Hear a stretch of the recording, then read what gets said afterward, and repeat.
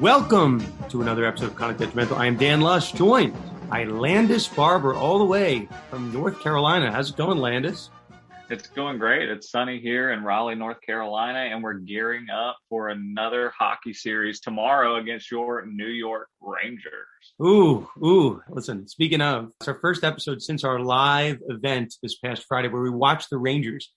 Scratch that. We willed the Rangers to a Game 6 win, and then they came back and won Game 7. So a lot of fun. Landis, the reason you're joining us, we would have loved to have had you there. You're one of our star contributors to the website, conductdetrimental.com. I guess this is, I wanted to give you the platform. You posting articles early and often, so I can tell that you're watching the space very closely. So, we had a certain amount of special custom shirts made up of Conduct Detrimental podcast shirts. So we wanted to ship you one. And I'm like, you know what?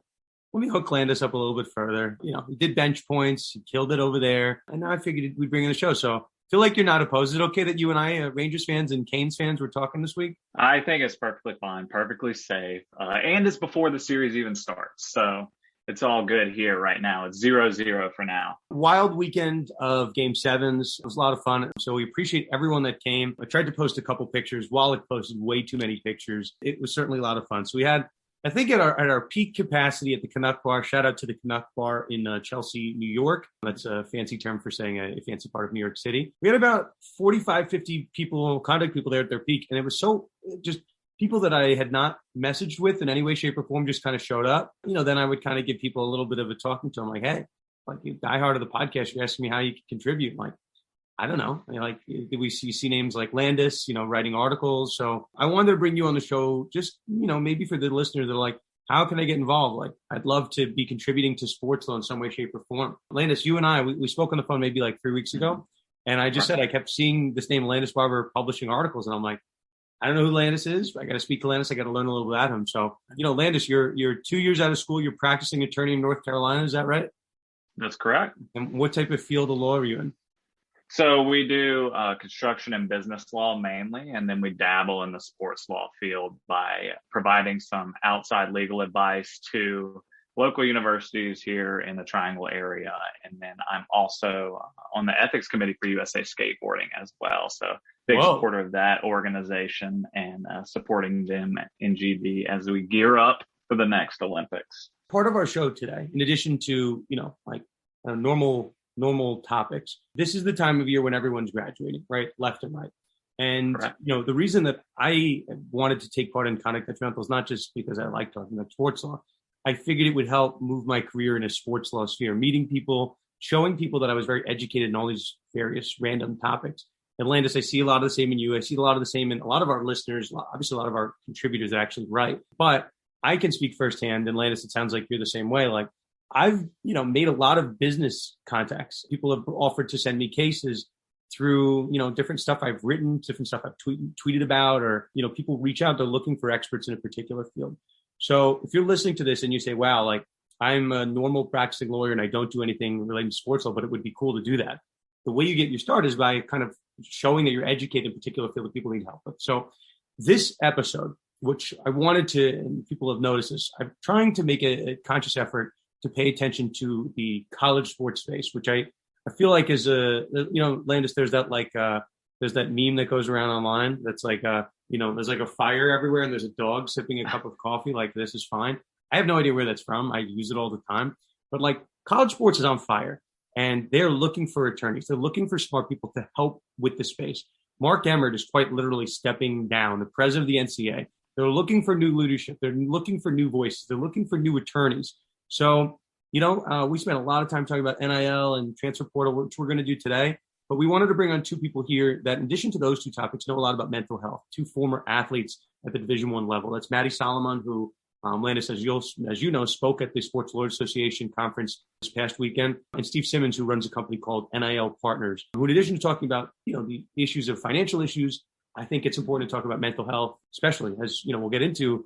It's been a lot of tragic events, topic that maybe I'm not so comfortable talking about, but that's why we bring on the experts. So, why not bring on two former Division I athletes who can speak to the pressures of being an athlete firsthand? And then, Landis, we talk about NIL, being able to transfer, looking at other schools. All of a sudden, athletes are kind of like hit with 100 different angles of pressures. Listen, if you're going to solve college sports, I think mental health's got to be right up there. So people have turned to us at Conduct Detrimental over the years to really explain what topics they should be paying attention to. College sports, yes, we've told you, but I think mental health has certainly been underserved. Landis, I know you joined us for our conversation with at least one of our guests, but what are your thoughts on the college sports space? The college sports right now is wide open, and that's why for younger attorneys or law students looking to write, this is the area to write in, because there's so much thoughts you can offer in this space, and it's just constantly changing. So there's constantly new material to write about. I think like last week, you want to talk about new NIL guidance was offered from the NCAA. And then this week, all of a sudden, California's got a new bill rolling through on student compensation and different things like that. Save your thoughts on that. I'm gonna bother you on that at the end. But there's like literally like people, I watch all these different documentary shows. It's like, Landis, have you watched the WeWork show? It's called We Crashed on Apple TV. I'm not. It's a good show. I watched a couple of these. There's the Uber show, which just came out. The WeWork show. My wife and I are in the middle of it's called The Dropout. It's the story of Theranos. It's like, when people get into these space, they see an issue early on and they diagnose it. And then, maybe they make some money after it, but like can make a name for themselves in an industry if they kind of catch on to something early. Right now in college sports, they're literally writing new laws that have never existed in the history of time. They're writing the laws that are going to underlie college sports for the next century. So this is my little signal to a lot of our listeners. And I spoke to, and I got into it with Maddie a little bit, but I spoke to a lot of you, at the event. A lot of people came up and they said, I don't have a job. I love what you do. I'd love to be involved in sports law somehow. How do I do it? So 10 years ago, sports betting was probably the way to do it. When PAPSA passed 10 years ago, they needed people because legal sports betting never existed. So they needed people in that space. This is me telling you, right? This is me telling all the listeners, if you want to get into sports law, you don't have to be the biggest fan of college sports, but if sports are in your blood, you'll learn to love college sports. It's a way of life in certain parts of our country. Like I'm being very clear that if you want to get into this field and you're unemployed as of today, I was unemployed, which Landis, I think you heard that part of the conversation. I was unemployed for 6 months post-graduation. I was trying to figure it out, trying to get a job in sports. I couldn't figure it out. So I had to take a traditional route for like 6 or 7 years. Right now there are people they're hiring right out of school. And I know a couple of them listen to the show and they know who I'm talking about. NIL agents, compliance agents. And now there's people that need lobbying help, right? There's so much work being needed from lawyers on the college sports space. So listen, you guys trust us. I'm telling you, if you want to work in sports law and you're ending school right now, you're studying for the bar as we speak. This is your little break and studying.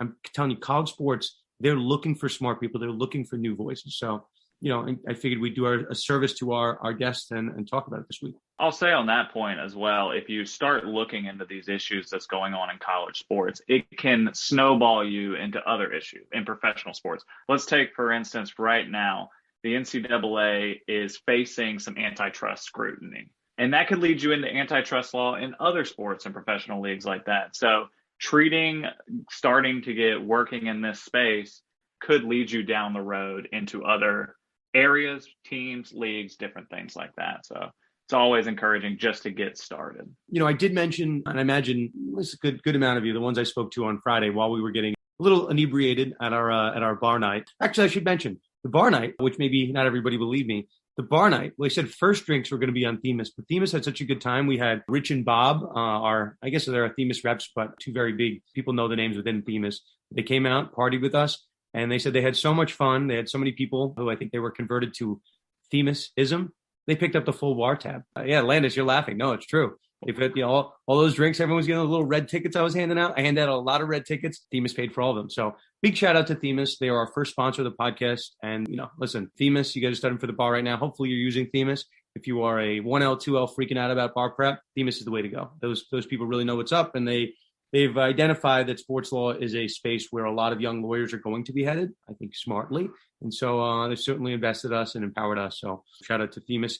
Head to themisbar.com/condetrimental so they know that we sent you. But if you're looking for a discount, just hit me up and I'll reach out to the powers that be. I think we're a little bit more popular at Themis than we were a week ago. We had a good amount of drinks, and I think, again, converting some people there. But Landis, let's not bury the lead here. Two big guests today. We have Maddie Salamone, who, again, spoke at Sports Lawyers Association conference, and Steve Simmons of NIL Partners. Landis, let's start with Maddie first. I spoke with Maddie alone, and I know you joined us for our conversation with Steve. You heard Maddie speak at the Sports Lawyers Association conference this past weekend. First, How was the conference? The conference was amazing. It was actually my first time at the conference, and there was around 600 attorneys there representing all of the leagues and including NWSL, different things like that. Commissioner Berman was there from the NWSL, got to hear her speak on a panel. And they had all sorts of panels over there, everything from sports wagering to NIL. And they had a general counsel's forum for the league, which they counteracted with Players Association executive directors and different things. So you got to hear both sides of the league and the Players Association as we've gone through all these different CBAs and different things over the recent years. And so it was a great place to learn, a great place to network.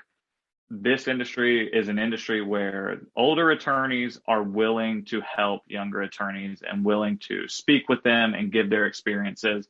And I just had a great experience in Atlanta and looking forward to going back next year in Los Angeles. Might have to go next year. I feel like it's time. Maybe I'll make a pact to you. Are you going next year in Los Angeles?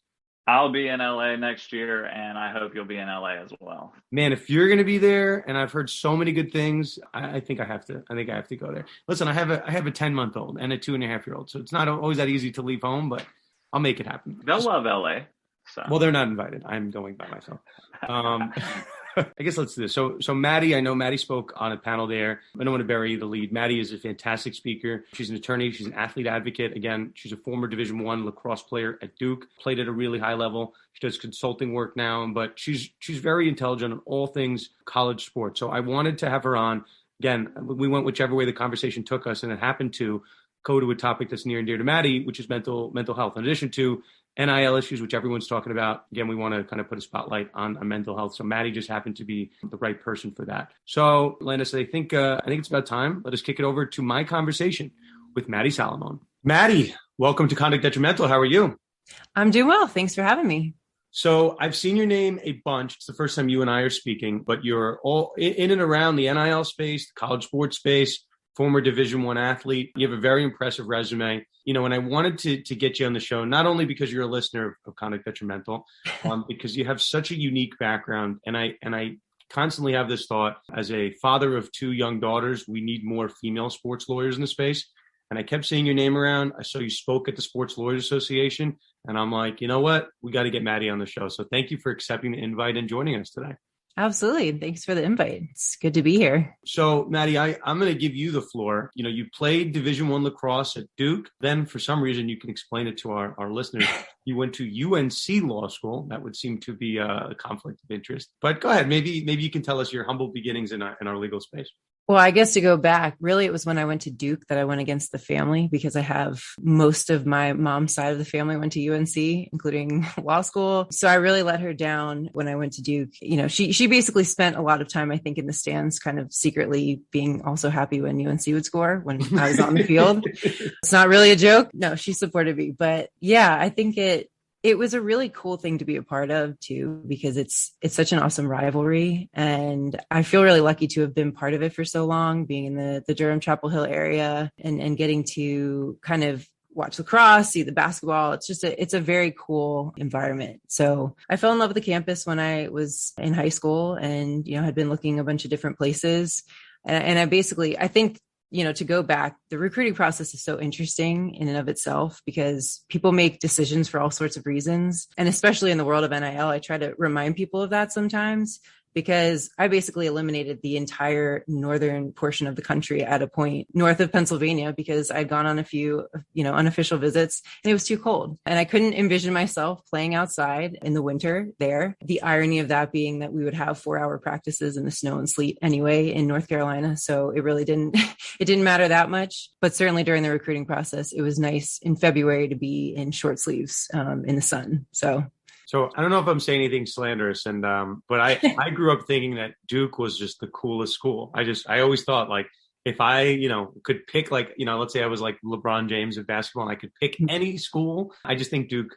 Listen, again, hopefully, your family. I think that's because you're a New Yorker, right? Yeah, I'm from New York. So I'm from Maryland. When I committed, people at high school, I remember they're like, but why would you go to Duke? Because nobody from Maryland likes Duke. At the time, Maryland was still in the ACC, and in my heart, they're still there too. But that rivalry was very much there on the Maryland side, and so it was not well understood why I would go to the dark side at that point either. Hey, beautiful campus, but listen, I don't want to get anybody yelling. Off camera, you were sworn to oath. We had our bailiff have you raise your right hand. During Coach K's final game, who were you rooting for? That's the real question here. I'm going to plead the fifth on that. I honestly, no, this is really true. This is what I told people before. I really, truly wanted the best team to win. I wanted everybody to be safe. I didn't want any injuries. And that's how I felt. And I know that a lot of people have a lot of issues with that. That's the biggest cop-out answer I've ever heard. No, but it's an athlete answer, I think, because I think all athletes at the end of the day want it to be a good game, want it to be called fairly, and you don't want the game to be decided by the refs. And I really think in that game, UNC played much better. Duke, didn't play terribly, unlike what I think what Coach K said at the end of the game. I just think that UNC shot better. Their shots fell, and that's how we ended up with the score that we did. I think if Duke's threes had been falling, it would have been a closer game and they might have won. But I could sit well with it because I think it was a fair, good game. I think it was, but I think that was a cop-out answer. I feel like let's go, into our fun world of college sports. I don't know, we're in a really trying time. So I think, if one day I'm elected president of the United States, I know I'm not smart enough to run the country, but you got to bring people around that might know the answer. You got to surround yourself with some smart people. So I think, and I would hope that's what's happening at the NCAA right now is Mark Emmert stepping down. There is really, some people will say that it's great what's going on in college sports. It's a free market, it's capitalism. And we had a guest on the show last week who kind of made that pitch. I think capitalism is good, but you have to have some guidelines. You have to have some restraints. So I know I'm speaking to people, in my circles about how to save college sport, what needs to be done. So Maddie, the floor is yours. Let's say hypothetically, right, you're running for president of the NCAA. What would be your platform? How do we save college sports? Well, the first thing I would do is invent a time machine, and I would go back about 10 years to around the first time that NIL and these other issues were being looked at. Because I think that if the NCAA at any point in the last decade had made any moves to make the system seem more fair towards athletes, then we may not be in the position that we are now. I don't think we would be in the position where states were creating rules to basically force the NCAA's hand. I don't know that Alston would have turned out exactly the same way. I also think because basically what Alston decided was about education-related expenses, that was sort of a no-brainer because in my mind, permissive legislation, which would have allowed those schools that could afford to provide unlimited education-related expenses could have done so. And those who didn't have to. But you had this, mindset in the NCAA of just kicking the can down the road, being unwilling to change things and being very stuck in their ways and I think in the mindset of what they think college athletics is or what they want it to be. And the truth of the matter is that there are a lot of issues within college sports. I certainly the compensation related issues are actually to me not the most important things. I've said for a very long time, mental health and safety of athletes. That is the most important issue within college sports that has gone unaddressed for the entirety of the NCAA's existence. And it's what it was created to do. So I think in terms of, what would I do to save college sports? I think that you have to start making decisions that really look like you're making them with athletes in mind. I think the NCAA is very good at saying that that's what it's doing. And I think that there are some really amazing people within college sports who truly want to do that and truly believe what they're doing is exactly that. But the rules are created with money as a motivator or the ability to recruit as a motivator, not what is best for the athletes actually on campus, what's best for their mental health and safety, what would keep them being successful, what's going to help them actually engage in their communities on campus and take advantage of the opportunity to go to college. So all of those things, I think it really starts with a mindset change more than anything. And I think that's a really difficult thing because there's a culture that exists that has existed for a very long time around sports, around the mentality of an athlete, around how much control coaches and administrators exert over athletes. And it all impacts the athlete's ability to function, to be successful, and even their mental health after they graduate.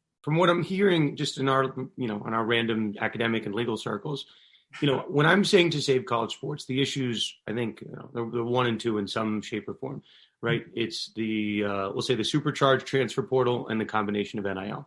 That doesn't mean that college sports are necessarily unhealthy. It's that the money and the powers that be in terms of college sports are nervous. So that's not to say that the mental health problem isn't an issue, right? It's not to say that, even like I remember, 2 years ago at this point, the disparity between the women's basketball, we'll say tournament, right, and the men's basketball, that also reared its head. But it's now like, what at a certain point when the NCAA is not, when the money right at the top, right, we'll say that college football, when they say there's an issue, all of a sudden, like you look around the landscape and then now there's all these 3, 4, 5 different issues popping up. So then the NCAA now can no longer kind of look inward and say, well, everyone's happy. We're all making money left and right, hand over fist. So let's not worry about these other problems. Let's kick the can. I think the problems that you're hearing from the college football landscape really have exposed problems kind of everywhere across college sports. So Maddie, you pointed to, the NCAA's, we'll say, track record or lack thereof with respect to mental health. I know in news recently, we've seen a number of athletes really tragically lost their lives, in the college sports sphere. And maybe a lot of attention's being paid to the NIL landscape because that's everyone's problem. But mental health is really everyone's problem as well. So I know, Maddie, you and I were speaking offline that, you're entering a phase of your career where it's more in terms of consulting and helping, college with these types of issues. So I'll give you the floor, Maddie. What do you think the NCAA has kind of, not been doing? What do you think that someone like yourself could kind of add to that space? I think it's, in terms of what the NCAA can do, it starts with teaching coaches how to coach better and facilitating an environment that encourages athletes to be able to get the rest and recuperation that they need. I think that there's a mindset, with coaches, especially that, you have to take advantage of every second of the day that you have with your athletes, and you have to use practice to work really hard and basically control everything an athlete does. And I think what happens in college as compared to high school and even younger is that as an athlete, you start to lose the balance that you may have had before. I think many of us in high school were very involved in many things, not just our single sport in college, but multiple sports and multiple organizations, and had an ability to really express ourselves in ways other than being an athlete. And I think when you get to college, your entire self-worth is basically based on how you are performing on a team. You are so controlled that it can feel just really suffocating at times. And especially when there are other things that are going on that are not great. Things like historically the transfer portal have really gotten in the way of athletes making good decisions about where they can be the most successful and where they may have made a mistake when they were 15, 16 years old, determining where they should go to college, like we can in the workforce. And I think when you realize that maybe you just are not a good fit on a team, there is this mindset that within athletics that coaches have invested in you, that schools have invested in you. And instead of thinking, okay, well, let's figure out where can athletes actually be successful? Is that on our team, or is that maybe somewhere else? And maybe we can set our egos aside a little bit and say, okay, yeah, we may have invested in this athlete, but they've also invested in themselves for their entire lives. And we don't try to stop coaches from transferring. We don't stop administrators from transferring and going to a place where they can really thrive. And I think that instead of coaches and administrators being focused on what is best for the athletes and really listening to them when they're kind of expressing that and creating a space for athletes to be able to do that without fear of repercussion, they try to tell athletes what they think is best for them. And, I go back to the transfer portal. I think there's a lot that has been made about the transfer portal and how, we're coming close to free agency and how it's such a problem and all this stuff. Well, the transfer portal has really kept a lot of athletes in a really bad situation. I think if you talk to athletes from a generation above this one, if you talk to athletes from my generation, a lot of people who were in situations where they probably should have transferred were afraid to. They're afraid that, not only is it a confusing process, but that it might not be better on the other side, that the fact that you can't really talk to coaches before you transfer, unlike every other job situation where you would kind of get a gauge of, do I have somewhere else to go before I put my name out there? You can't really do that. And even in this new, the transfer portal era, where what we've done, and in combination with the fact that the NCAA got rid of it now allows a one-time transfer exception for all athletes, whereas before it did not. where you can transfer one time and not be penalized with a year in residence. At the same time, what happens when an athlete enters a transfer portal is that a coach can immediately revoke the scholarship effective at the end of that term. And, and it doesn't matter if the athlete stays, they can still do that. And at that point, they've really stuck their neck out there, versus a situation where you don't have to declare that you're going to transfer until you really figure out where you're going to go. So if you apply that to a situation where an athlete might be in a really bad situation with a coach, with teammates, just really unhappy, you potentially make that situation a lot worse, because then the athlete has sort of outed themselves as saying, well, now I want to leave, and it exposes them to a lot worse treatment potentially. So that's, one of the ways that this really negatively impacts athletes. I think when you talk about the transfer portal too, I think many athletes have talked about this for a while, that if you really opened up transferring as an option more, you would start to identify where there are bad coaches and bad programs, because you would see athletes leaving in droves.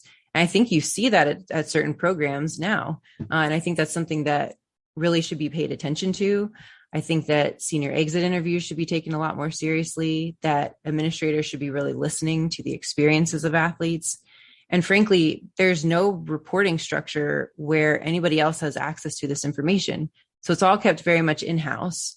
Athletes don't have an independent person on campus that they can really talk to about issues and even about whether they should be thinking about transferring, or whether behavior that they've been exposed to is inappropriate. And so they can sometimes turn to people that they trust on campus. But those people on campus are ultimately beholden to the school and have conflicts of interest themselves. And even the really well-intended ones can't often help, or risk being fired for sticking up for athletes. So you're kind of in this environment where often coaches are defended, other people are defended, and the athletes are kind of left alone, combined with the fact that a lot of athletes don't want to talk about their mental health issues because they don't want it held against them. They don't want retribution. They don't want it to affect their playing time. They don't want it to affect how teammates treat them. So you have this just very complicated, complex environment when it comes to addressing the mental health concerns. And they really need to be attacked from a lot of different angles. I think a lot of people think about the solution as being putting a sports psychologist on every campus. And to me, that doesn't fix the problem, because, the other issue is that a lot of sports psychologists often report right back to coaches, or coaches pressure even on campus mental health advisors to get private medical information that is protected by HIPAA. So those are kind of all of the issues that you've got going on at the same time. And so it becomes a big issue addressing it. I think even just having these conversations help people be aware that there is problems in college sports beyond just the transfer portal and NIL money, right? And problems with that are, I don't know, maybe even more important than like how much athletes are making and, whether they're transferring or not. So, obviously there's no solution that we're going to find in one day, but with all of these problems, I think putting a larger spotlight on it is going to tend to put more focus on it, right? And now, and maybe, right, Maddie, and maybe conversation you and I have at another point in time, but these federal bills coming out, maybe if we get very lucky, right, that the federal government, if the NCAA is not going to make a stand and they're not going to help act on mental health, right, maybe that's the space for the federal government to come in and assist. I know there's a bill pending right now in California. We'll see what happens with it, but it's focused on, racial and gender issues in sports. And I think a lot of politicians over there have made the decision, hey, not enough is being done for our athletes in the state of California by the NCAA, by the respective schools. So we're going to step in as the lawmakers here. So, again, I'm not. I think there are a lot of issues with that particular bill. Just being one of them. But I think the point being, like, there is no longer a world where sports and politics are separate. I think politicians have seen, hey, if I have the right bill at the right time, I'm going to tap into a lot of people that don't otherwise care about politics. And maybe that's it's somewhat of a reflection of our show too. We don't really talk about bills, right, or potential laws unless they're, I think, sports betting or NIL laws. Like, I don't know, that's where we fall.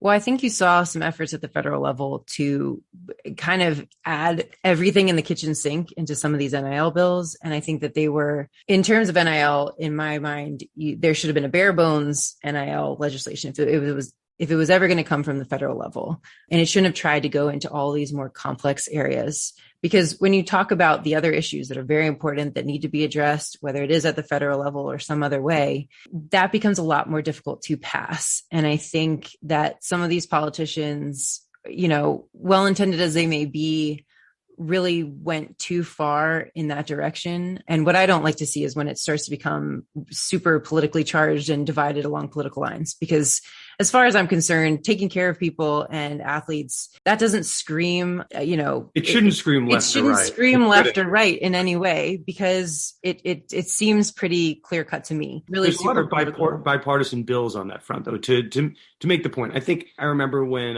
Ted Cruz was getting up and making certain comments, which we don't necessarily need to get into, but like you could lose sight of pretty easily. But, when it comes to athletes, having a mental health support, I don't know, maybe that's something to get more attention. But I think the problem is with these federal bills being passed, there's been, a number on the table since June of 2021, even before that. And I think people, maybe they get towards the front of the line and people are like, well, this is a bill about paying athletes. Like, that's really not important. Let's slide this down the priority list. So I don't know, maybe there should be some type of a balance where there is some aspects of the bill that focus on mental health, and maybe that'll get our politicians' attention, because I don't know, we haven't seen any progress on a federal bill in a year, right? Yeah, well, I think sometimes it's the how of it. How do you seek to accomplish what you say you're going to? Because I think that especially you mentioned the California bill, the motivation behind the California bill is great. Why, when we want to create equality and all of that, but the actual way that the bill goes about it becomes problematic. And I think sometimes that's indicative of the fact that some of the politicians creating the legislation don't really fully understand college sports and how it works. And in some ways, I hate to be making that argument, because I think that that's an argument that goes back to, the entire time of the NCAA. And certainly when I was chairing the Student Athlete Advisory Committee, those would be the conversations. And I think the way that the NCAA would attack people who are critical from the outside was that, oh, well, they don't understand what's going on behind the scenes. There is some truth to that, though. And when you see some of these pieces of legislation, when you're talking about sort of arbitrary ways of splitting revenue and distributing certain things, or the way that you're going to try to go about regulating it, I think that starts to show that there may not be a full understanding of how it works on campus and what may be the best approach. And so I think that's where you start to lose people on some of these pieces of legislation. And then there are just so many at a certain point. I can't remember at this point how many federal bills there were, but I think it was in the neighborhood of 7, maybe more. We're getting more too. It's not, yeah, right. And more every day that are going, but in terms of NIL. So then you have a lot of people who seem like they may just want to be getting in on this issue for political gain, and some who I think are well-intended, but it starts to just confuse the issue rather than really, I think, working together. And that's what I would like to see from politicians, is have, take time to come up with a good bill. Don't just rush it, but have these deep conversations, because they are complex. This is not an easy topic to try to regulate or fix. Okay, so I'm going to take a hard pivot in our few minutes we have remaining. This is the time of the year. So, Maddie, you and I are recording this on Tuesday, May 17th. I'm seeing it left and right on Instagram and Twitter and LinkedIn. Everyone's graduating, and some are graduating with honors, and some are saying, I'm graduating and I'm starting this great job over here. Sometimes I see I'm graduating, and I rarely see a post that's like, I'm graduating and I'm still figuring it out. Just don't see it. The truth is, and I'm not going to mention any names, but I've spoken with a lot of listeners of the show who are graduating and don't have anything lined up. And I get that phone call, and it's like an absolute red alert, panic, like, what can I do? So a quick story about me, Maddie, then I'm going to give it to you. So when I graduated Fordham in 2013, I didn't have any job. Not just that I didn't have a job I was happy with. I didn't have any job. I had a nice baseball job lined up with an agency that fell through in the spring of my 3L year, and it was just too late to pivot. I tried, I went to job fairs, I went to, whatever I could, and I couldn't land anything. So I didn't have anything until, October, post-bar. So just know that, there, for every one of your friends that is leaving school and they have everything figured out, the job sphere is certainly a marathon. It's not a sprint. What you're doing your first 5 years, I don't know, you're probably not going to be doing that in your 10th year, 11th year. So everyone's got their own path. But Maddie, as I was kind of, looking you up in anticipation of this episode, I looked at your background. I don't put all of my stuff on LinkedIn, but I had a lot of jobs like you, like working here, working for this podcast, working for this startup here, just wasn't really making any money, but I just thought it was good, to contribute and develop a lot of skills. So Maddie, what is your path post law school? And, what advice do you have for people that similar like you and I did not have anything come graduation? I think one of the issues in law school, and this may be true elsewhere, is if you want to take a more unconventional path, and to me, I wasn't looking to work in a firm after graduation, I think it can be really difficult. And I don't think that schools always know how to even advise you on that. And I would describe, even during law school, it was a lot of figuring out what I didn't want to do as much as it was figuring out what I did. And so I had done a number of internships. I'd worked at the FCC. I'd done an internship at CBS Sports. I'd clerked for a judge, and they all taught me something really valuable that I think I apply in various aspects of what I, of life. But ultimately, I think it can be difficult if you're wanting to go in-house or you're wanting to work in sports. I think there was also the aspect of it that, I look now, I think there are so many more opportunities if you want to work in college sports to do that. But to me, after having done so much advocating for athletes within the NCAA, I didn't want to work for the NCAA. I didn't want to work for school, and I didn't want to work for a conference. And at the time, that was basically the way that you did some of that. So, I'd done a lot of contract work. At one point, I was doing some work for an economic development firm, learned some of that.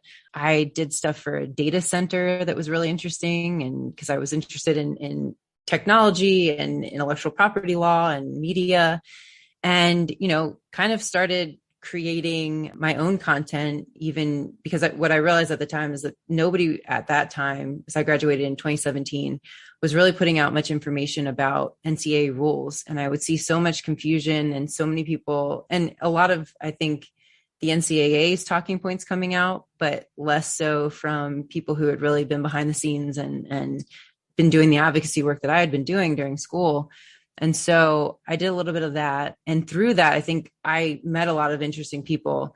At the same time, I started working at a litigation firm, discovered that I didn't really particularly love litigation. Aspects of it were interesting, but, ultimately that I really enjoyed doing more of the consulting work and talking to people about athletics and sports and mental health and safety of athletes. And that was the work that I really wanted to focus on. So I guess I think that people who think that they have it all figured out really don't, or people who tell you that don't, because I think you figure out along the way, every step of the way, what you do and do not want to do. And I think the more people that you talk to it's so valuable. You can learn so much from every single person. I mean, I learned from law students who are coming out of law school, what they're engaged in and what they're interested in. So I think be okay and I think it's really difficult, but don't compare yourself to everybody else. I think at every point of law school, it can be difficult when you have the first round of interviews for all the big firms and your classmates are posting about everything that they did.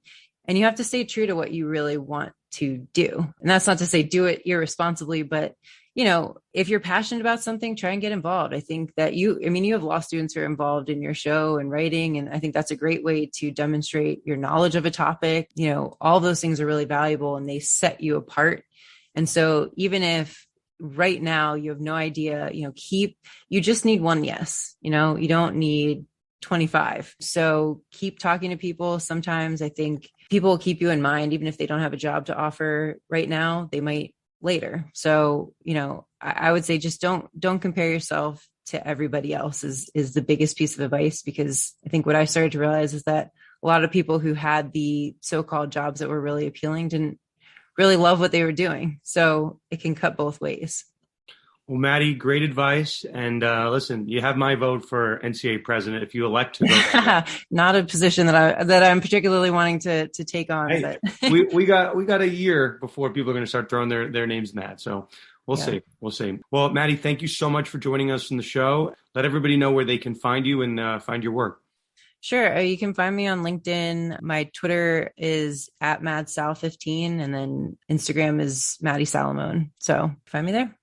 Maddie, thank you so much. Yeah, thanks. So again, that was Maddie Salamone. I think she did an excellent job. And listen, I know she said she's not running for NCAA president, but as I was kind of telling you guys at the top, and welcome back, by the way, Landis, you're now back with us in podcast world. Good to be back. I think the NCAA needs new voices. I think they need younger voices. So, I don't know. I know Maddie's saying she's not going to throw her name in the ring, but we need people thinking about college sports very differently. And hopefully the NCAA is going to figure it out, whether they, pick one of the friends of our show, which now there are many, or they pick someone that we don't know. Hopefully they don't pick an enemy of our show. There's some people we've gone after in college sports, but for good reasons, always good reasons. Yeah, I don't know, Maddie, I thought did a great job. And I want to just hit on the point that Maddie talked about right at the end. And I wish, we could keep Maddie. I'm sure we'll bring Maddie on again. I didn't have a job for 6 months. Maddie, is still, and Maddie didn't talk about it on the show, but she said she's still figuring out, what she wants to do in her career. And she's has been out like less than 10 years. So still figure stuff out. My career took a turn 7 years in. I went from practicing pure litigation at an insurance defense firm to moving to more, honestly, I work more on the plaintiff side than I do on the defense side.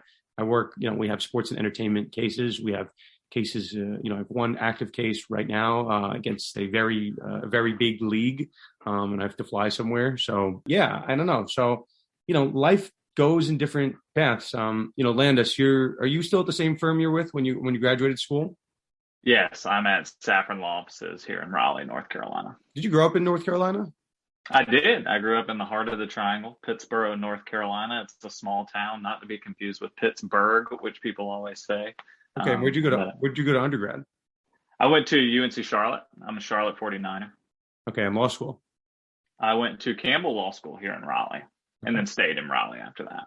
Okay, so now I have a question for you, because you didn't hear this portion, but I'm going to tell you. Maddie went to Duke undergrad and UNC law school. Is that blasphemous? Can you just not do that? That's hard to believe. No, it happened. I'm looking at her LinkedIn right now. It's true. I know. That is hard to believe, but I mean, it happens, right? No, it doesn't.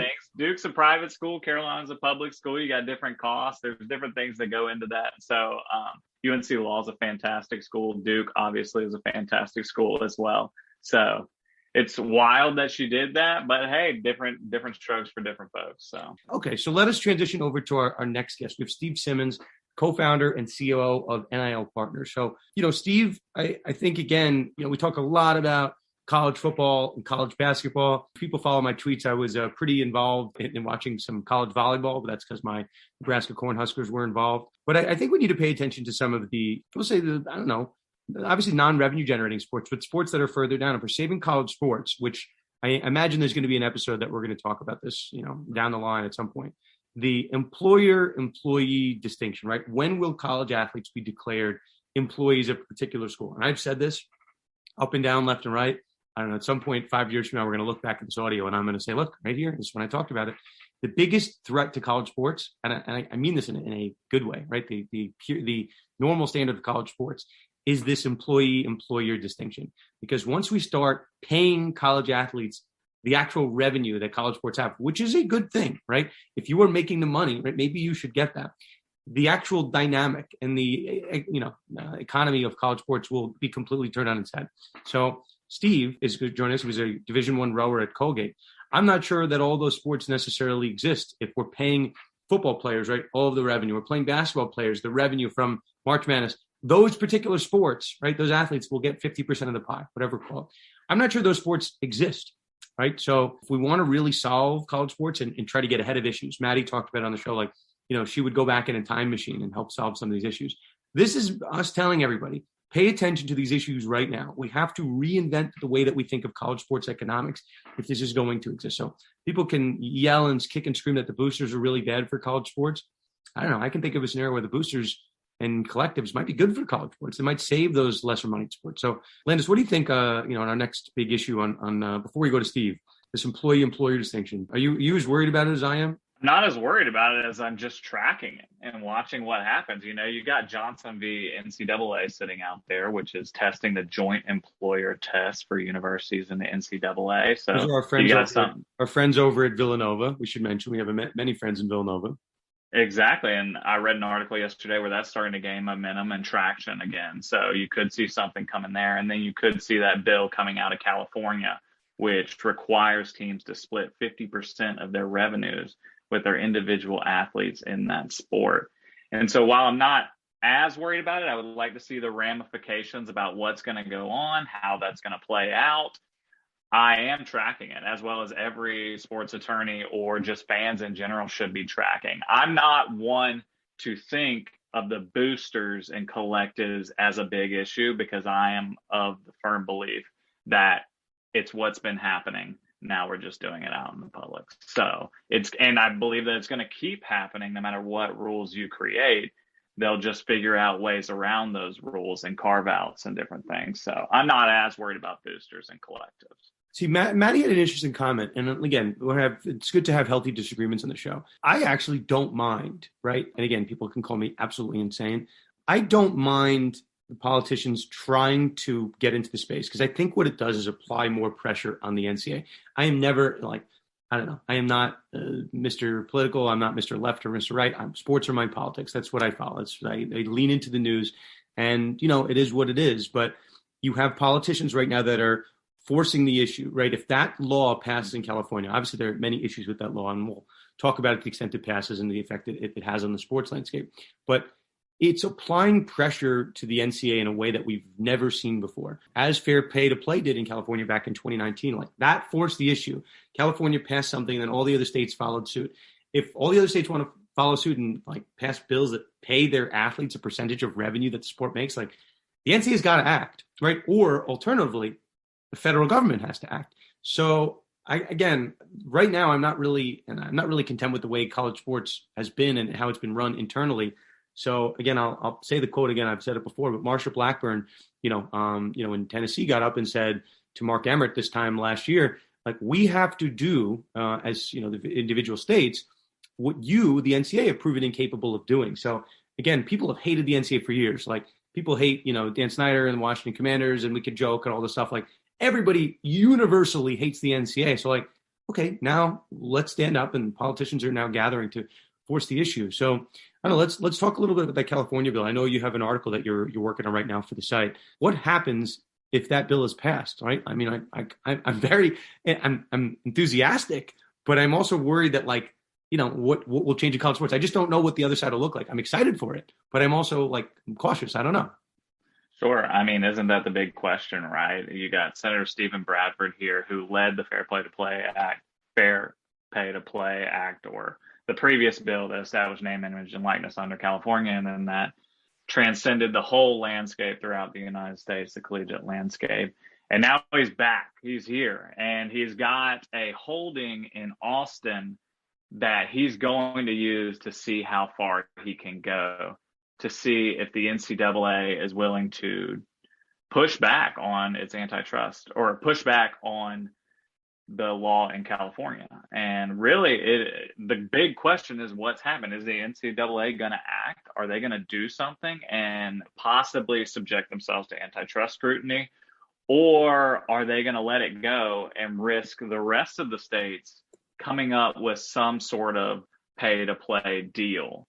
Or not just the rest of the states, it could be private actors coming up for pay for play. And then, having the NCAA enforcing it against them. And maybe the NCAA is we'll allow the states to do it, but not private actors. Well, how are you going to do that? So the big question is what happens, and it's all unclear right now. So I think that's a good spot to leave it. Steve Simmons is going to join us with NIL Partners, in addition to, just a guy who's pretty knowledgeable in the NIL space, where I've been seeing a lot of his stuff. I think this issue that we're talking about on the employment level, how different bills will impact people, you have to kind of rely on lawyers as much as everybody hates lawyers. Hopefully, if you're listening to the show, you don't hate lawyers, or hopefully we've convinced you to now like lawyers, but you need them, because if you're an athlete in California, all of a sudden, you need to know how this is going to affect you. You needed to know how fair pay to play was going to impact California and how other states would react. I've been advising a couple people on the college sports front. I told them for the last month, listen, you want to listen, I don't know what's exactly going to happen, but I know the NCAA is going to start cracking down, and I put in air quotes here, boosters. And why do I know that? Because I sit on every NIL panel, and I know the issues that everyone wants to talk about. So if there's a law school panel dedicated to something, let alone 10 of them, mind you, that's probably the next thing that's going to get passed here. So I don't know, just a good cheat code for people looking about topics, trying to chase employment. Okay. Steve Simmons, kind of talked about him a bunch, co-founder, COO of NIL Partners. He's our next guest. Landis, you and I had a good conversation with him. So let us kick it over to Steve Simmons. Steve, Welcome to Conduct Detrimental. How are you? Hey, Dan. Great to be here. Thanks for having me. So in our ongoing attempts to kind of educate people in the world of college sports, why not have on someone that has co-founded a company, NIL Partners, whose literal job it is to help educate college athletes. So, Steve, we wanted to give you the platform today to kind of explain, the work that a company like yours is doing in the space, and maybe we'll try to diagnose and solve some of college sports' biggest issues. But first, I know, busy world in college sports right now, right? We have the commissioners of the country heading over to kind of petition Congress. We have the NCAA coming out with guidance. I'm putting that in loose quotes. I asked the same question to Maddie, our guest earlier. What do you think is the biggest problem plaguing college sports right now if we're talking about legislative issues, transfer portal, NIL issues? Pick your poison here, Steve. Well, it's funny because if I hear one more person say, that NIL is the Wild West, I might lose my mind. I've said it a couple times, so I won't say it. Believe me, I have too. I started off with that every single time somebody said it until it finally got to a point saying that doesn't do it justice, right? There's so many different areas we could look at. I think one of the most important areas that's not being talked about enough is what's going on in the transfer portals right now. It's really tough now that you have kids, like you can have a phenomenal linebacker at University of Delaware who's just not getting the attention he could be getting, and saying, why wouldn't I try to move to an Alabama or Georgia or some other school where I can kind of have my own star rise and possibly capitalize on it? And, we're seeing repeatedly the power of the collectives being able to come in and, not necessarily influence players to make a move, but the option's there. And I think it's, now that Pandora's box has been opened, it's very hard to stuff that genie back in the bottle. I want to make sure we cover every cliche possible. But when how about put the toothpaste back in the tube? You missed that one on our bingo. Oh, I do like that one. Yes. There's these opportunities. We're starting to see, a lot of movement throughout the transfer portal. We're seeing a lot of kids, hopefully generating more parity, because I think that's what it's going to come down to. And that's what all of college sports needs. It can't just be, your Power 5 schools sort of dictating everything. We should mention this, Steve, in addition to co-founding the company and acting as CEO of NIL Partners, once upon a time, you were Division I rower at one of my rivals. Well, I guess we'll call it a rival school, Colgate University. I have a couple family members that went there. I see you're familiar with our New York neck of the woods. You from New York? I lived for 15 years in the city after school. I was a Jersey boy, by birth. So Whoa. I was one of the quota that was allowed up to Colgate. Do you know why I just reacted like that? I'm looking at your timeline, Steve, and there's a lot of "Let's Go Rangers" posts. Yes. That's kind of blasphemous from someone that grew up in Jersey. That's pretty bad. Given that I might have to arrest you ice right skating now. in the same rink and played, ice hockey at the arena down in West Orange where the Devils played, it's definitely blasphemy. But absolute blasphemous. So listen, you're laughing, but the authorities are actually coming for you right now, and they're going to put you in jail. It would not be the first time. I get this. We'll plead the fifth here. So I guess we're at in college sports, and we told the same thing, or I was talking to Maddie about the same issue, right? College sports is at this conundrum because there are, I don't know, you could call it Pandora's box, whatever, maybe another analogy. We could throw it as like a black hole. Like there are so many problems. You just don't know which way to tackle this, from the transfer portal to the NIL, whatever you want to say. The other aspect of this that I know, is near and dear to you is certainly this mental health issue that I think is being underserved in the college sports landscape. Again, not to get into the details, but we've seen a troubling amount of athletes within really the last couple of weeks lose their lives with various mental health issues. So I know, Steve, you're part of your platform is educating athletes on anything and everything that could be relevant to their tenure as a college athlete. So, Steve, what work needs to be done in the mental health space? Well, it's interesting. And I know we joke about, the glory days of being, athletes in upstate New York, because there's nothing probably more miserable than rowing in upstate New York at late October, early November, when you're breaking ice to get in the water. But, competing at that level is not, even if it's a D1 sport, and the biggest thing we experience today is rowing at the head of the Charles, and you have that bit of a rush, and that's phenomenal. But if you're an athlete and you're competing, on national TV, or you're competing in the Olympics, and you're, a student athlete first and foremost, and you're trying to maintain your grades in a rigorous curriculum, and now you have the added, call it a bonus, if you will, with quotation marks, of being able to monetize and capitalize on your brand. So now you're trying to maintain social media and appearances. It is a tremendously heavy load. By estimates from a recent study, roughly 30% of all student athletes suffer from some form of depression or mental struggles. We've seen in the past 2 weeks, almost a dozen student athletes killed themselves and took their own lives for one reason or another. Can we take a stop here? Do you know how crazy it is? That statistic? It's amazing. It breaks my heart. And it's just not getting the fact that it's commonplace and not getting enough attention and outrage is really, it breaks my heart because. Well, I'm going to just, because I want people to understand, right, we are talking about a big issue, the sports law space in general. There's never been more attention, at least since I've been following space, which has been for the last decade.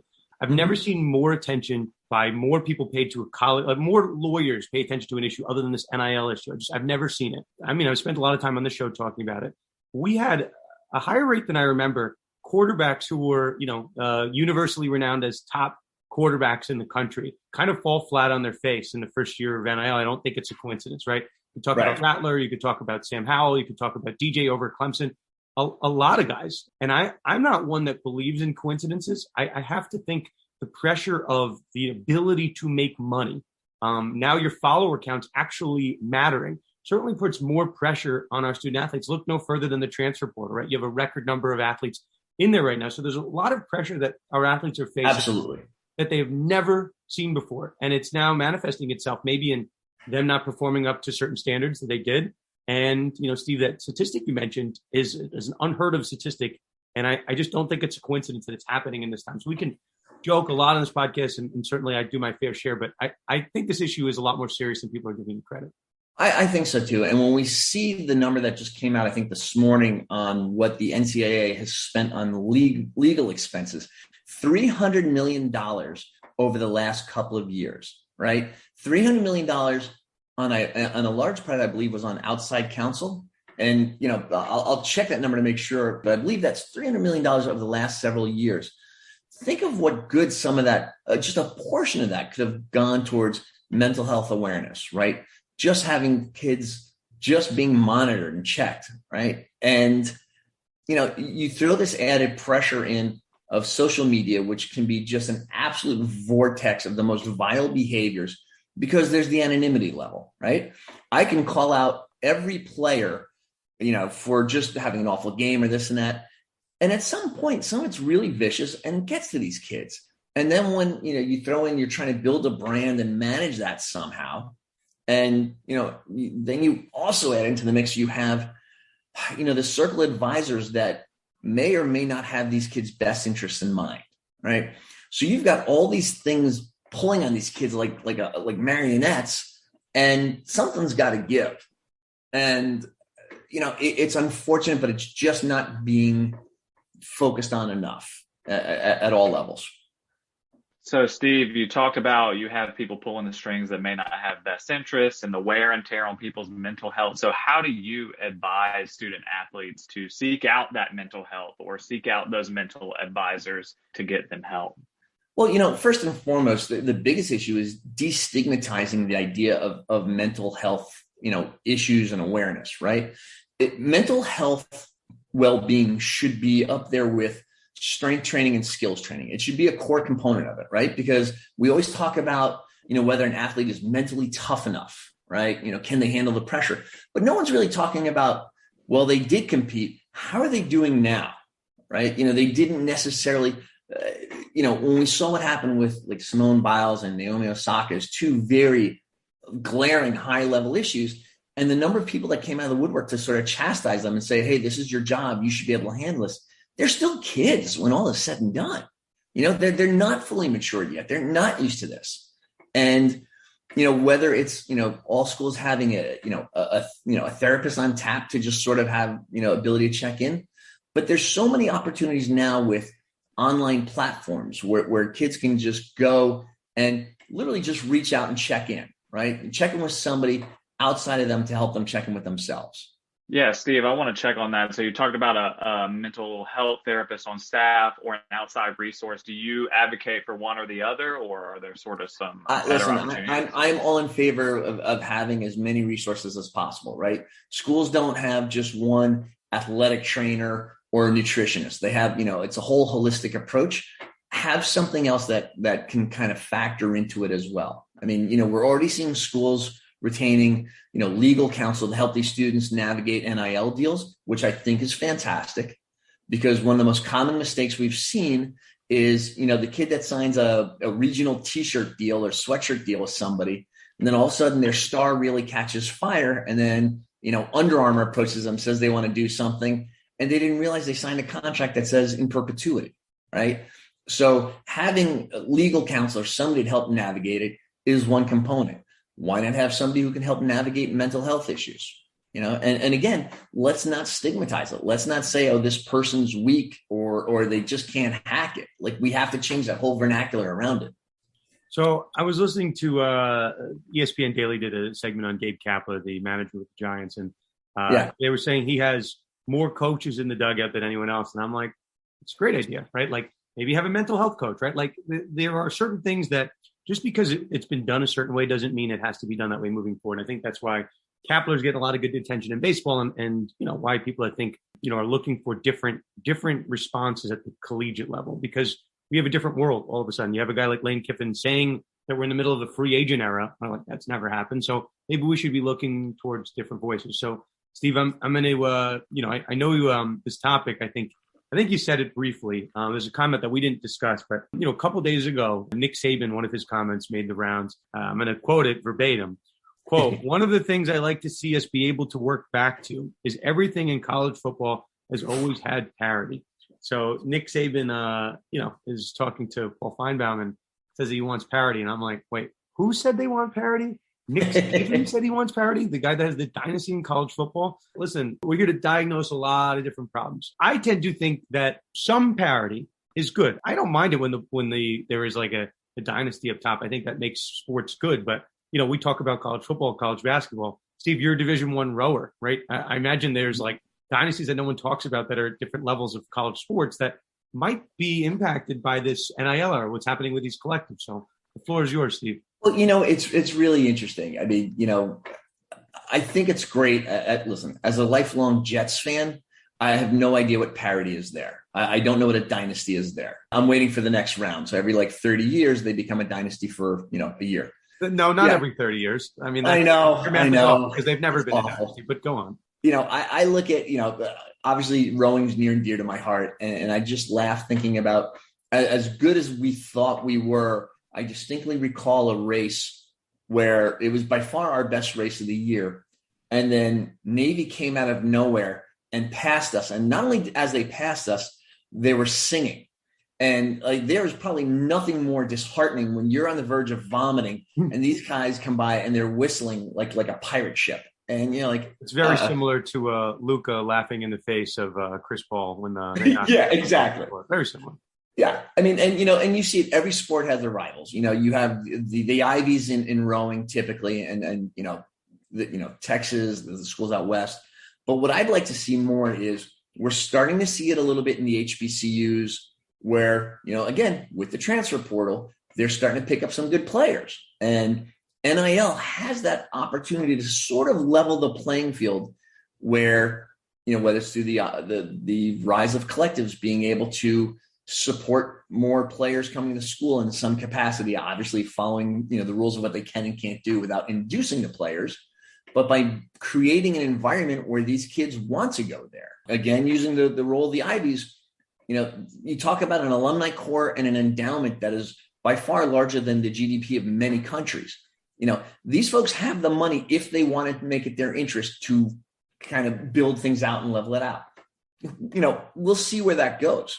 I'd like to see the parity even just among all the different sports. I love seeing that women's volleyball is the third most active sport in NIL deals.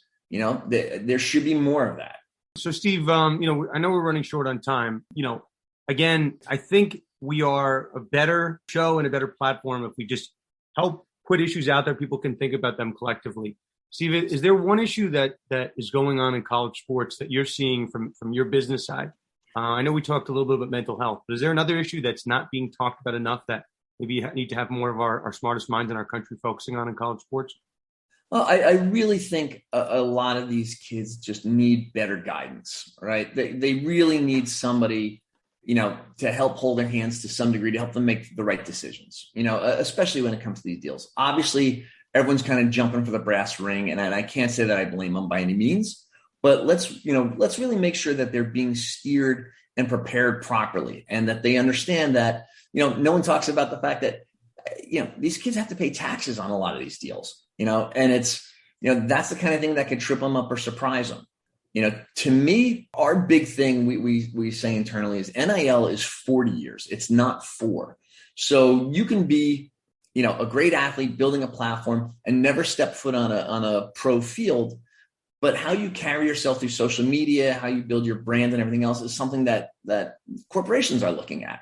And whether it's to sponsor you or whether it's to hire you when the time has come, these kids need to be really guided so that they're doing the right things and taking the right steps to really build themselves for the future and ideally keep their mind in check the whole way. Steve, a pleasure to have you on the show, and tell everybody where they can find NIL partners. Sure, Dan, this has been great. Love the opportunity to talk about this. I'm happy to engage all day long on Twitter at NIL Partners. Our website is nil-partners.com. Our doors are always open, always happy to chat and try to work and help elevate the playing field. Thank you, Steve. Dan, thank you again. Landis, much appreciated. Thanks, Steve. So that was Steve Simmons of NIL Partners. Landis, what'd you think? Dan, I wish I asked this one question. I thought about it late, but it's this. How does the idea of parity align with these colleges and universities breaking off into a super conference? Do you have any thoughts about that, Dan? Well, I guess it's another topic, right? Another big one. I was on ESPNU this past week, and they asked me a similar question, like, talking all about NIL and transfers, like, what about the super conference issue? What if, like, the SEC just leaves? And I'm like, they're like, what's stopping the SEC? And I'm like, I paused, dramatic pause. I'm like, absolutely nothing. There is nothing holding them. And that's how our country is formed, on free markets. Obviously, there'd be some issues with television contracts and whatnot. But, like, the truth is, they're all temporary. The SEC could leave. The Big Ten could leave. Our whole country was founded on the concept of competition. So could there be a separate, we're calling them super conferences. That term seems to that these conferences would exist within the current NCAA structure. When I talk about super conference, I'm talking about a conference being so strong that the thing just gets up and walks out and competes with the NCAA. So I think what Saban is saying in his own way, which again, like, I think it's bizarre that Saban is making these comments of all people. Like, we need more parity. Like, okay, last I checked, your job security is dependent on there not being parity. Your job security is dependent on you making the college football playoff every year and being in contention. I obviously, I'm sure you're like me. I'm an NFL draft junkie, so I watch the draft very closely. We're gonna have the NBA draft lottery tonight, so by the time some of you are listening to this, we'll have the NBA picks sorted out. But for NFL purposes, like, it's a kind of a joke about how many SEC players are taken. And there was some crazy stat, like, I think Big 12 had a really poor showing. I think, like, I'm trying to remember, but Big 12 had a horrendous showing in the draft overall. And it's like, okay, so objectively, right, the SEC is head over heels above the Big 12. So, like, do they need to be in the same conference with them anymore? Do they need to be splitting revenue and, like, crowdsourcing rules for all these different conferences? Like, why can't the SEC just do their own thing? So I think you raise a really good point. Parity, I think, would probably help college sports, right? Am I crazy? I agree. I think it would help college sports. I just think Saban shouldn't be saying it. That doesn't make sense. I don't know. And from Saban's purposes, and maybe somebody will ask him about this in the next conference. Like, I don't know. Like, if the SEC were to get up and leave, like, it doesn't impact Saban's wallet. I'm sure the SEC could make more money as a separate entity. There just has to be, like, I think what we've seen, people care about the jerseys. Like, as long as there is some championship that people are competing for and the football is at a really high level, like, I don't really think it's going to matter. If there was, like, I'm going to put in quotes, like the SEC league, like the Southeast League, SEL, we'll call it that, championship. And it was like, I don't know, we'll say, like, hopefully this is not blasphemous, but we'll say, like, Texas versus, entering the SEC, Texas versus Alabama, like, and they had their own television show. Like, I don't know, I think it would do really well. Like, so maybe Saban would make more money. So the fact that this past week, Nick Saban is saying we need parity, which I think is his code of saying we have to help save college sports. And then Greg Sankey, the commissioner over at the SEC conference, is going to Congress and saying we need a federal bill. Like, at least to me, like red alarms are going off. Like the two most powerful men in college football, like commissioner of the SEC and Nick Saban, like they're both saying we need to do something fundamentally different. Like I'm concerned. Like, I don't know, am I crazy? Like I think I'm concerned. I am. No, I don't think you're crazy at all. And I think it's rightfully concerned. I think what you're seeing is people doing this right now because, back in January, we have a new NCAA constitution, and now we got a transformation committee. So it's ripe to raise these concerns, and it's ripe to try to offer new opinions on what the NCAA landscape can look like, whether that's a super conference or something like that. And so I think there's reason to be concerned, and it's up to the committees and everybody to decide what the future will look like as far as a super conference or not. Totally agreed. And I think I'm happy. Obviously, episode went a little long, but we're, all we're doing is trying to save college sports. So, I think it sometimes takes a little longer. Okay. So, this past weekend, we had a number of game sevens. Certainly we had a lot of fun watching Rangers Canes. Quick reminder, our podcast is sponsored by Underdog Fantasy. I was talking to our friends over at Underdog, and, maybe just an interesting story. Again, we're talking about jobs in the space, and we try to give as much news and kind of legislative updates, try to tell you guys where the jobs are going. So Underdog Fantasy is where you can play daily fantasy sports. The creator of Underdog, one of the founders, a guy by the name of Jeremy Levine, had created a company once upon a time called Star Street. He, built that up and ended up selling for several $1 million. And then he started again and created a company called Draft, another company that did very, very well and sold for, again, a couple $1 million. And all of a sudden, Jeremy's like, I think I can do more for the space of daily fantasy and sports betting. So we created a company called Underdog Fantasy. So maybe you're listening to us talk about Underdog and you're like, I don't even know what Underdog is. Dan keeps talking about Underdog. They have some very big, we'll say, seed money in the space. Adam Schefter is a spokesman. Mark Cuban is an investor. It's a very well-funded company, and I think they're the fastest growing, fantasy company maybe ever. I know I saw that in a couple of places. They have been obtaining and acquiring sports betting type companies, and it looks like they're now moving into the sports betting sphere. So obviously Wallach is the sports betting guru. He'll be in our next episode to talk a little bit of our NFL issues, be it Josh Lambo or Jerry Jeudy. We're going to talk about that next episode. But, again, sports betting, I think you could have done really, really well for yourself if you got into the space 2015, 2016, 2017. Ask Dan Wallach. He'll tell you that exactly. But I still think there is more upward movement, on a sports betting sphere, and Underdog is a good example. So if you want to get a part of the fastest growing fantasy sports site, Underdog Fantasy, use our promo code CONDUCT. Okay, Landis, time for some real business. You ready for this, buddy? Let's do it. You barely survived the Boston Bruins, the lowly Boston Bruins. So, and the Rangers miraculously, in like tremendous fashion, they vanquished the Pittsburgh Penguins. Do you think the Hurricanes have any shot in the series? I think the Hurricanes are going to win the series, as a matter of fact. I do understand that we barely survived the Boston Bruins, but it's playoff hockey. And the last two times we faced the Bruins in the playoffs, we lost. We just needed to get over the hump of getting past the Bruins. And I think we're there. Although I think PNC is the loudest house in the NHL, and I think it's absolutely electric every time I go there. But I am a little bit worried about going to MSG. We didn't do well on the road in the first series, so who knows what'll happen? But we're at home We're at home, not for the whole series, but at least for Game 7 if it gets there. So that should play to our advantage, hopefully. What about you? Well, what do you think about? Tell me about. I'll be honest. I don't know a ton about the Rangers, so tell me what you expect out of this series. Destiny. That's it. No, I'll spare our non-hockey viewers. Listen, I feel the Rangers are a team of destiny. They did something that no team has ever done in the history of. Maybe it's happened in basketball, but it's a little bit different.